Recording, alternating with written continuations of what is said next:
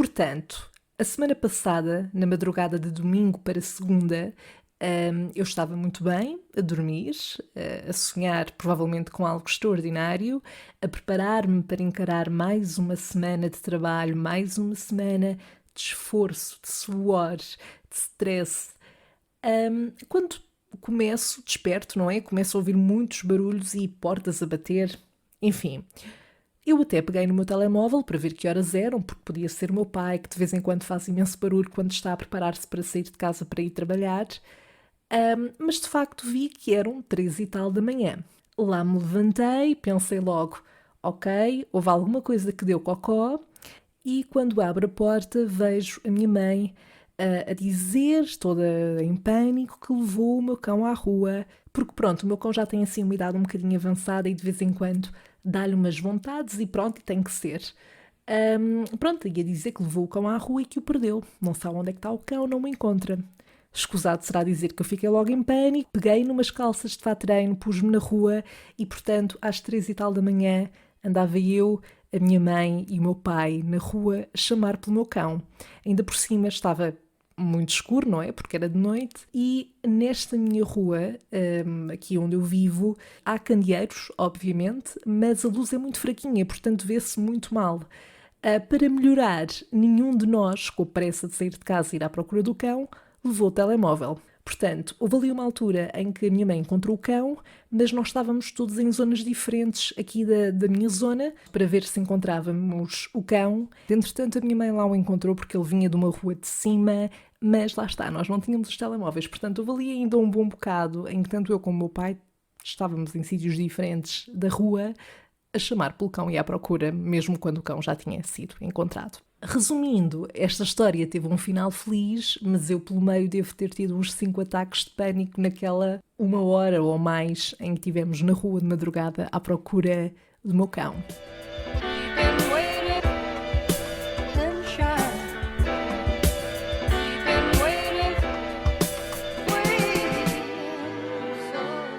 Olá, Sherry! Eu não sei quando é que estás a ouvir isto, mas eu espero que estejas num ótimo mood, que a tua semana esteja a correr bem.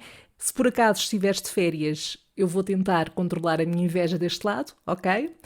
E prefiro que não me digas, para evitar que essa inveja surja, porque eu também acho que não me fica bem. Aliás, eu estou numa fase em que dava tudo para ter uns diazinhos de descanso, uma semaninha, não podia mais. Estou aqui a fazer figas e a torcer para que isso aconteça entretanto. Por isso, se quiseres ser meu amigo e minha amiga, também o podes fazer desse lado. Eu hoje, para variar um pouco, não estou a beber um café, embora esta seja uma conversa de café, mas estou a beber uma mini, uma jolazita pequenita, porque está calor, porque eu estou a gravar isto às 7 da tarde e pronto, apeteceu-me. Há que variar um pouco também, certo? Bom, para este episódio eu trago-te uma história sobre uma viagem que fiz até ao Algarve, em 2018, com uma prima minha, e que foi uma viagem que, de forma geral, correu super bem, diverti-me bastante, tenho ótimas memórias desses dias. Mas claro que tinha que haver aqui peripécias, não é? E se calhar pelo título já podes estar a desconfiar mais ou menos o que é que terá sido. Para dar aqui algum contexto, eu em 2018 tinha 22 anos, a minha prima tinha 20, portanto não estamos a falar propriamente de 2 adolescentes, estamos a falar já de 2 jovens adultas, não é? E esta foi efetivamente a primeira viagem que eu e a minha prima fizemos sozinhas, a única até agora, porque entretanto houve uma pandemia que aconteceu, mas que espero que possamos repetir em breve. Mas estávamos super entusiasmadas, nós fomos, eu acho que não chegou a ser uma semana, acho que foram 4 dias, e pronto, nós fomos para a casa de uns tios nossos, no Algarve, porque embora a minha prima tivesse a casa de uns avós, a casa deles fica muito longe do centro de uma cidade e, portanto, nós queríamos sair à noite e queríamos ao mesmo tempo estar perto da praia. Portanto, se tivéssemos ido para essa casa, acabaríamos por ter perdido muito mais tempo em viagens, por exemplo. Então, fomos para uma casa de uns tios nossos que se ofereceram para estar lá, para estarmos lá, aliás, e essa casa é em Lagos e fica para aí a 5 minutos a pé, se tanto, sim, uns 5 minutos do centro, onde tem os bares, onde tem as lojas, não fica também muito longe da Marina de Lagos e depois mesmo quando queríamos ir para a praia, íamos de carro, mas não era muito longe. A questão é, nós não estávamos sozinhas nessa casa. Os nossos tios estavam também, ficou acordado, pronto, nós obviamente que teríamos todo o respeito a nível de horas para não fazer barulho e etc. Mas claro que não queríamos estar com 22 anos e com 20 anos com um controlo do género às 10 da noite estão em casa ou não vão sair à noite, ou seja o que for. Não é que isso tenha acontecido propriamente, mas foi induzido na forma como às vezes diziam mas vejam lá, não cheguem tarde, ou pronto, vão só um bocadinho depois de jantar. Pronto, havia muito essa restrição que eles tentavam impor nos horários. Nós esticávamos um bocadinho, mas também tínhamos chave. O que é que acontece? Nós efetivamente tínhamos chave, mas abrir aquela porta daquela casa era ridículo. Eu nunca presenciei, nunca estive perante uma porta que fosse tão complicada de abrir.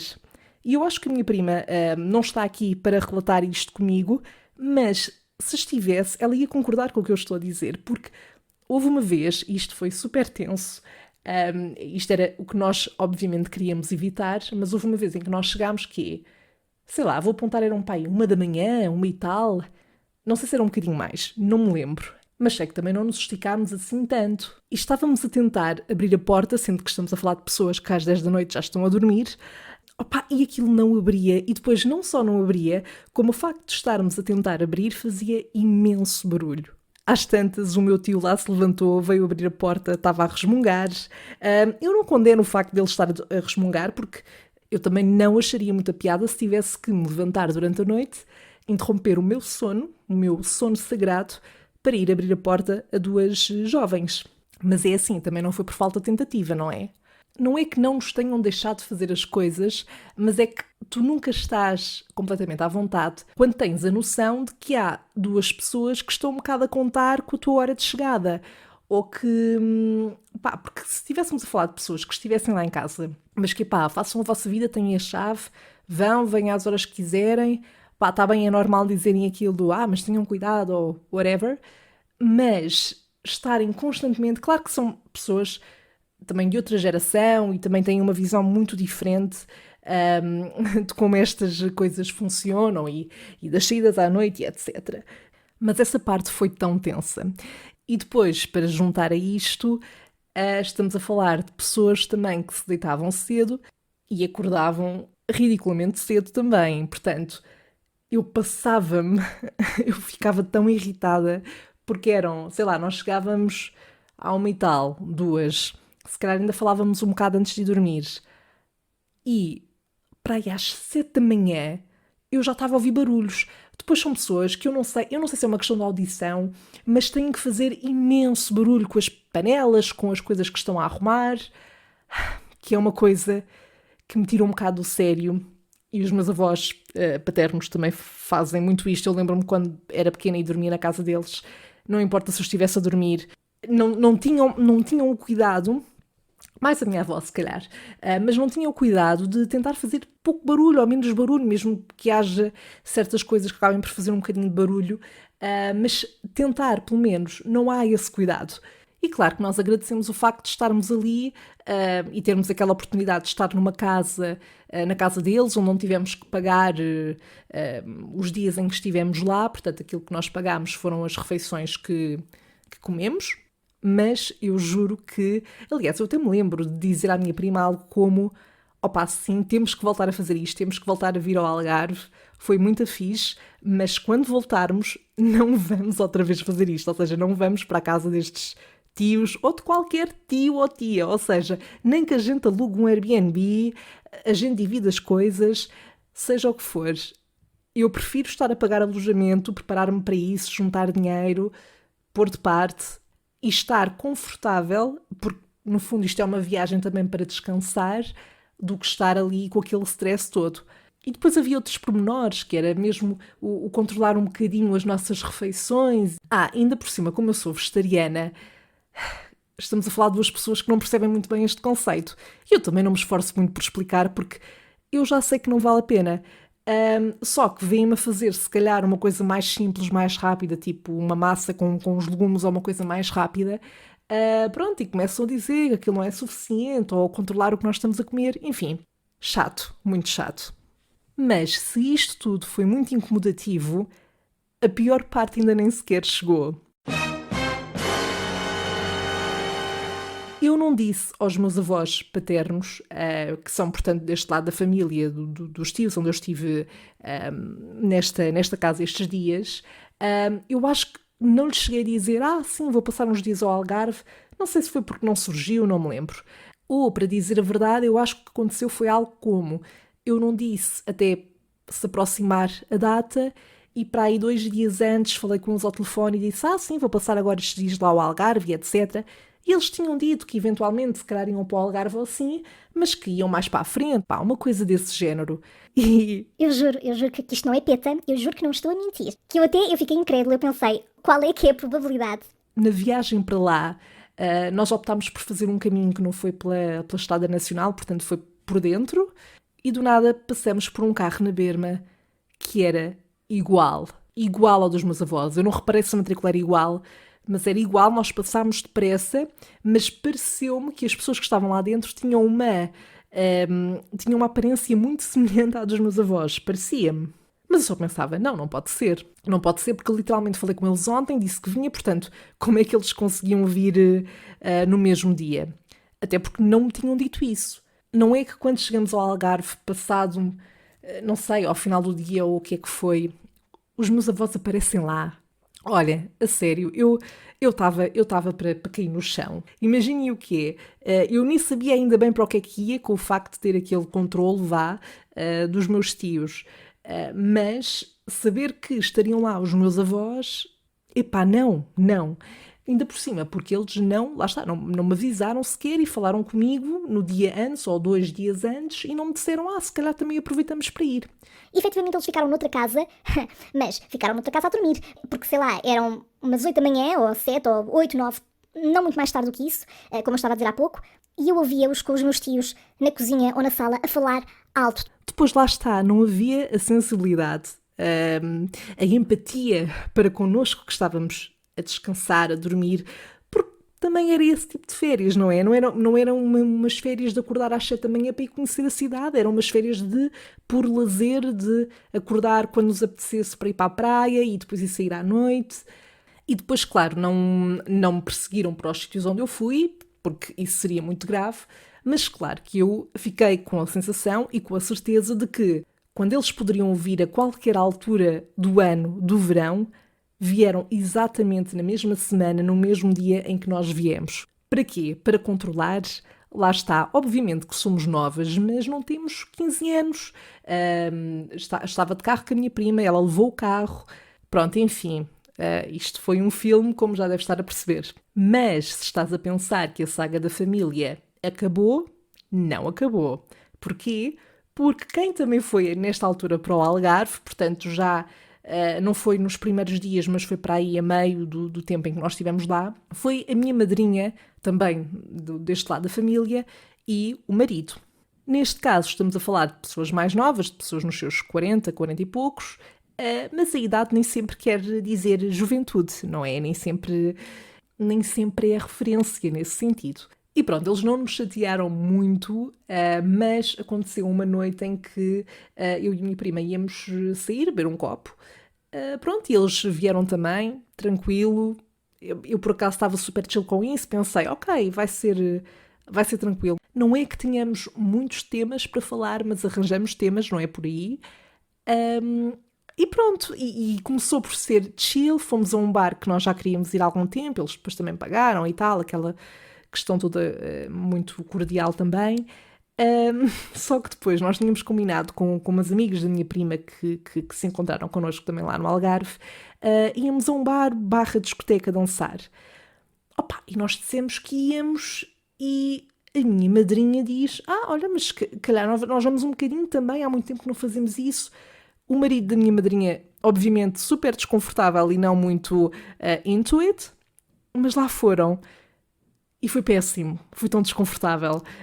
Obviamente que quando vamos a uma discoteca ou a um bar onde está a dar música muito alta, não é um sítio onde se possa ter uma conversa duradoura, não é? Mais para estás a dançar e não sei o quê. E claramente a minha madrinha estava a tentar integrar-se também no ambiente, mas o marido estava super desconfortável. Eu espero que nenhum deles. Eu sei que os meus avós e os meus tios não vão ouvir este podcast. Estou a contar também que a minha madrinha e o seu esposo não ouçam. Mas se ouvirem, não é nada pessoal. I mean, it is what it is. Enfim, foi um momento muito tenso e sem dúvida que esta foi a parte desta viagem, destes dias de férias que eu descartava, porque no final de contas eu acabei por passar férias com pessoas com as quais não estava a planear e que não iria planear.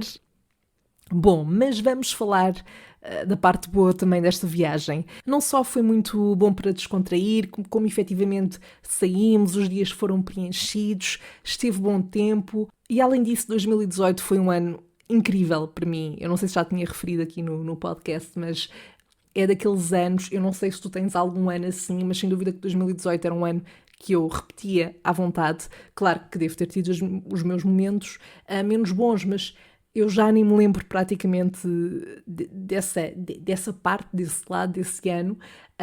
Portanto, diria que isso é bom sinal. E, de facto, esta viagem foi um ótimo momento de 2018.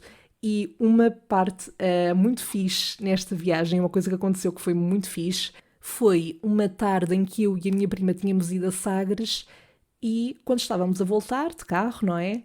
Estavam um rapaz e uma rapariga para aí na nossa faixa etária.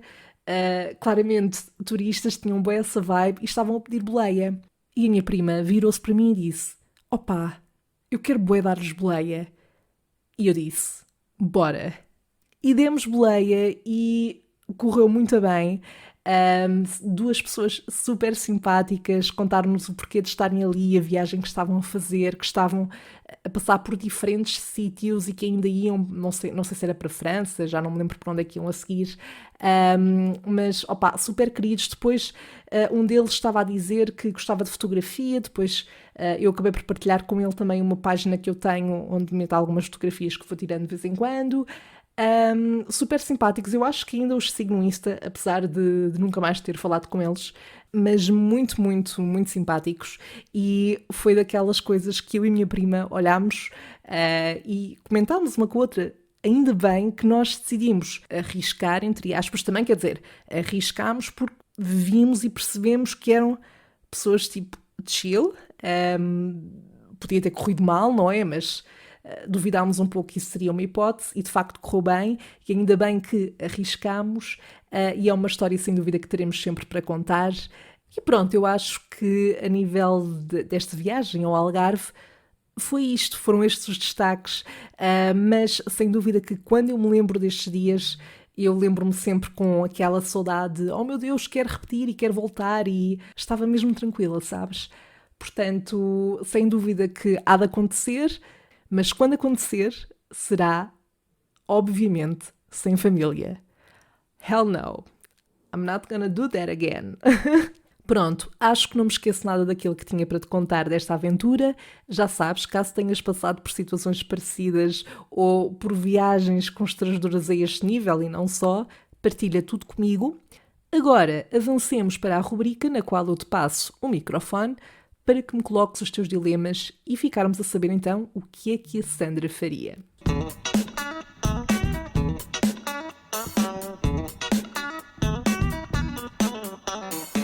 Para este episódio temos 2 dilemas enviados pela Beatriz Souza e a Beatriz quer saber, em primeiro lugar, o que é que a Sandra faria se fizesse uma tour em que fosse a manager, preferia que fosse com a Katy Perry ou com a Avril Lavigne. Bom, sem dúvida, a Avril. Eu tive a minha fase de ouvir Katy Perry e há músicas pop do início da carreira da Katy Perry que eu vibro porque ouvi imenso na altura, quando saía, quando passava na MTV, etc. Mas eu, inclusive, já vi a Katy Perry ao vivo. Acho que foi para aí em 2011, não tenho a certeza, mas eu fui ver, acho que foi no Campo Pequeno, e pá, não gostei nada. Não gostei nada. Era um grande espetáculo, tipo, grandes cenários e roupas e tudo é uau, mas a voz estava péssima. Portanto, eu não acho que a Katy Perry cante mal.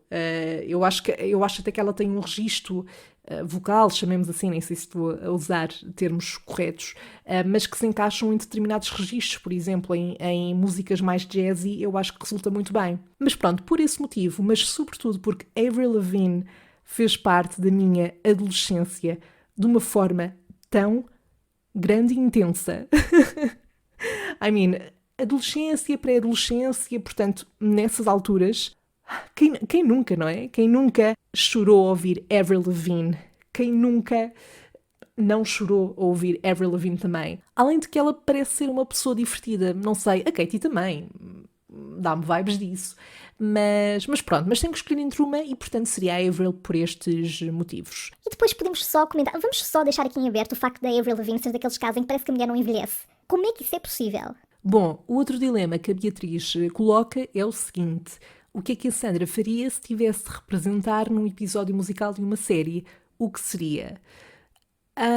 Bom, eu espero que neste cenário eu primeiro já tivesse tido pelo menos aulas de canto, não é? Caso contrário, eu não iria apenas participar num episódio musical, eu ia arruinar por completo as audiências daquela série. Agora, em que série é que seria? Bom, definitivamente não no Glee, porque, come on, a série parece estar amaldiçoada, não é? E eu não quero correr esse risco.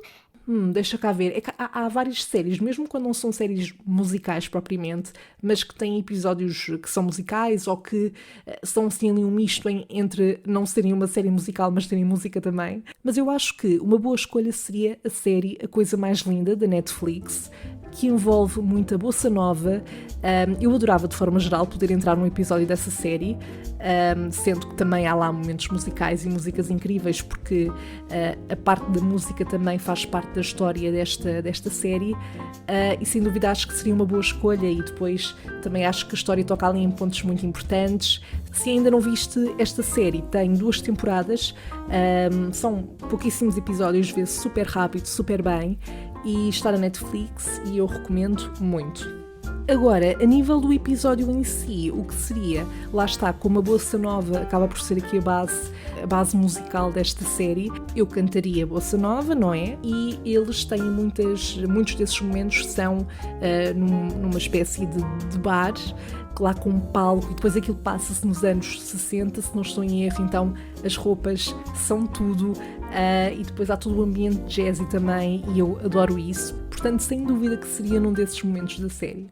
Bom, dito isto, Beatriz, muito obrigada por teres enviado os teus dilemas. Quanto a nós, ficamos conversados por agora. Eu espero, como sempre, ter sido uma boa companhia. Nós voltamos a encontrar-nos no próximo episódio, para aquele que será o último desta temporada.